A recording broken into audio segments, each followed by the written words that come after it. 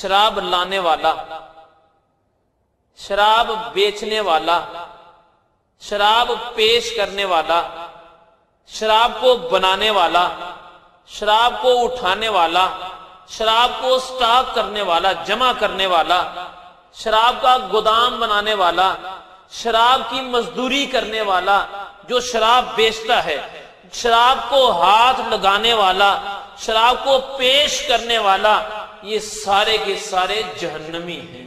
تاریخ اٹھا کے دیکھ لیں کہ مسلمانوں کے اندر جس نے بھی غداری کی ہے وہ شراب کا عادی تھا۔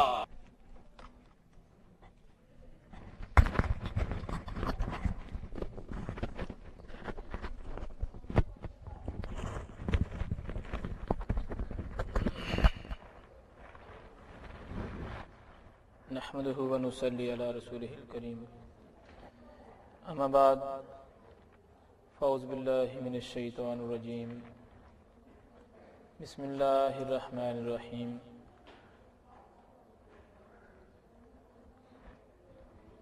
اس سے پہلے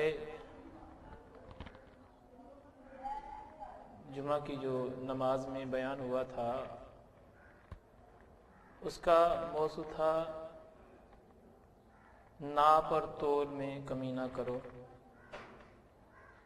اور حرام سے بچنا، حرام کھانے سے، حرام رزق سے تھا۔ تو بڑا مختصر سا بیان، چھوٹا سا تھا، لیکن اس میں جو پیغام دینا تھا وہ فقط یہ تھا کہ ہمیں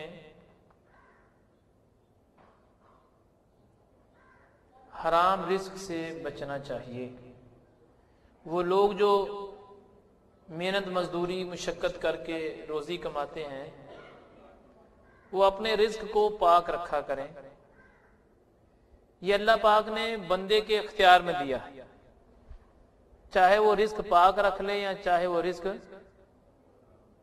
حرام کر دے، ناپاک کر دے۔ اللہ رب العزت کی بارگاہ میں دعا کریں کہ اللہ پاک ہم سب کو حلال روزی کمانے کی توفیق عطا فرمائے۔ آج جو میں نے بات آپ کو سنانی ہے، جو قرآن کی آیت آپ کے سامنے پیش کرنی ہے، اور جو موضوع گفتگو ہے وہ ہے شراب کے بارے میں۔ آج کل اتنا زمانہ جو ترقی کر رہا ہے تو شراب ایک فیشن بنتا جا رہا ہے، یعنی اس کو کچھ سمجھا ہی نہیں جاتا کہ یہ بھی منع ہے دین کے اندر یا شریعت کے اندر۔ اور پریشانی والی بات یہ ہے کہ جو بڑے بڑے سمجھدار، باشعور اور اچھے بھلے پڑھے لکھے لوگ وہ اس چیز کو برائی نہیں کہہ رہے، سب کی بات نہیں کر رہا ہے۔ ایسا نہیں کہ پڑھے لکھے ایسا کرتے ہیں یا باشعور، سب کی بات نہیں، جو اس سے پرہیز نہیں کرتے صرف ان کی بات ہے۔ ایسا نہیں ہے کوئی سمجھے جناب انہوں نے پڑھے لکھوں کو رگڑ دیا ہے اور انہوں نے جناب سب کو کہہ دیا، سب نہیں۔ میں نے پہلے آپ سے گزارش کیا کہ وہ لوگ جو اس چیز سے باز نہیں آتے فقط ان کی بات ہے۔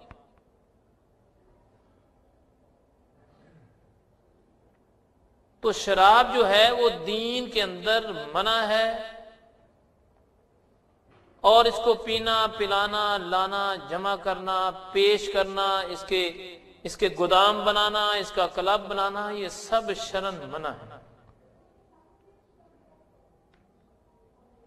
آج جو میں نے آپ کو قرآن پاک کی آیت سنانی ہے، سورہ مائدہ کی آیت ہے 7ویں پارے کی۔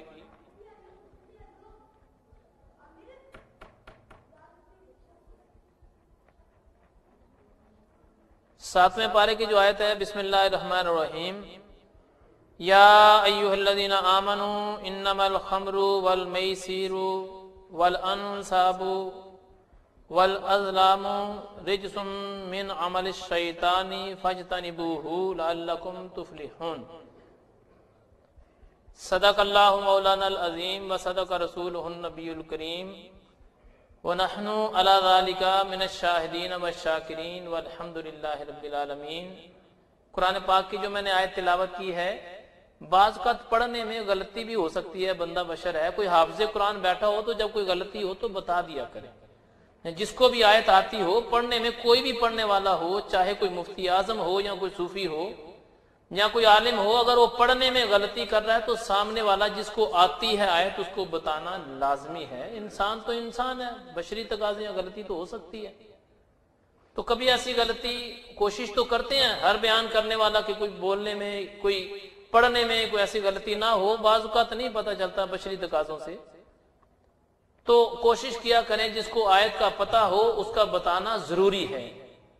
اگر وہ ادب سے نہیں بتاتا تو گناہگار ہے. کہ میں اپنے پیر صاحب کی بے ادبی کروں گا، اگر قرآن کی آیت اس کو صحیح بتانی پڑے گی تو یہ گناہگار ہے. یا میں فلاں بزرگ کی شان میں گستاخی کروں گا، اگر میں اس کو آیت جو اس نے غلط پڑھی اس کو صحیح بتاؤں گا تو یہ گناہ ہے. قرآن اور حدیث جہاں پر غلط ہو اور سامنے والے کو علم ہو وہ نہ بتائے تو گناہگار ہے. اگر وہ بتائے تو جو اس نے بیان کیا ہے وہ برا منائے تو وہ گناہگار ہے. یہ ذہن میں رکھنے والی بات ہے کہ قرآن کی آیت اگر کسی نے پڑھی اور اس کے پڑھنے میں غلطی ہو گئی، بندہ بشر ہے. حدیث پاک کوئی بیان کی اور بیان کرنے کے اندر کوئی ایسی غلطی ہوگی کہ سامنے والا محسوس کرتا ہے کہ یہ ایسا نہیں ہے ایسا ہے، یہ لفظ ایسا نہیں ہے ایسا ہے، تو اس کا سامنے والے کا بیان کرنا بتانا، چلو لکھ کے بھیج دے جناب یہ آیت کے اندر یہ اب دوبارہ پڑھ لیں اس میں غلطی ہو گئی ہے.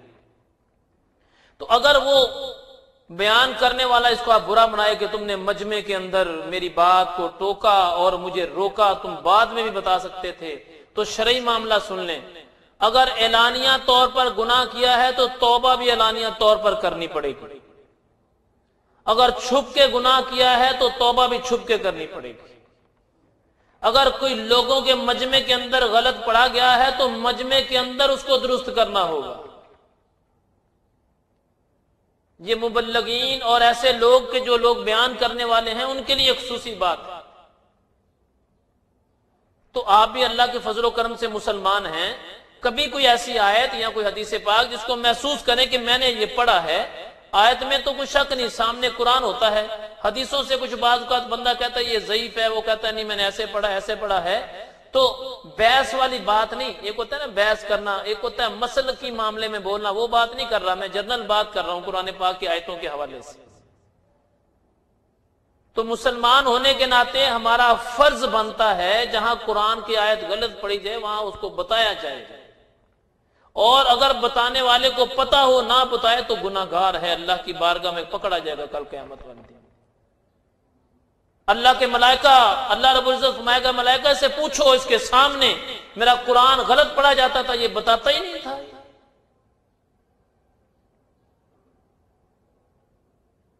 تو یہ بات تو بڑی ایسے لوگوں کی ہے جو سننے والے نہیں صرف سنانے والے ہیں، ان لوگوں کی ہے نا. میں تو نہ سننے والوں میں نہ سنانے والوں میں، ایسی بس ادھر ادھر کی باتیں بیان کرنے والوں میں ہیں. مطلب ایک ہوتا ہے طالب علم، ہم تو طالب علم بھی نہیں ہے، میں اپنی بات کرتا ہوں، آپ تو اللہ کے فضل و کرم سے دیندار ہیں. یہ خصوصی طور پہ دینداروں کے لیے بات ہے. اللہ رب العزت ہمیں عمل کرنے کی توفیق عطا فرمائے. قرآن پاک کی میں نے آپ کو آیت سنائی ہے، یا ایھا الذین آمنوا انما الخمر والمیسر.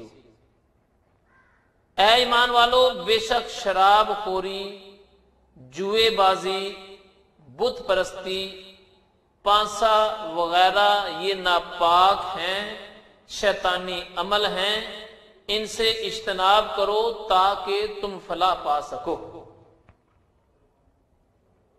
پھر دوبارہ غور سے ترجمہ سن لیں، کسی کے دماغ میں کوئی بات یہ نہ رہ جائے کہ یہ علاج کے لیے جائز ہے. حدیث پاک نبی پاک علیہ الصلوۃ والسلام کا ارشاد گرامی بھی آگے آپ کو سنائیں گے. اسی کے حوالے سے قرآن پاک کی آیت کا سورہ مائدہ جو ہے اس میں واضح طور پر ہے اے ایمان والو، صرف ایمان والوں کی بات ہے، بے ایمانوں کی بات نہیں ہو رہی. جس کا اللہ رسول پر، کتابوں پر، یوم آخرت پر، فرشتوں پر، نبی علیہ الصلوۃ والسلام کی نبوت پر جس کا ایمان نہیں، اس کی بات نہیں ہو رہی. بات اس کی ہو رہی ہے جو ایمان والا ہے، چاہے مرد ہے چاہے عورت ہے.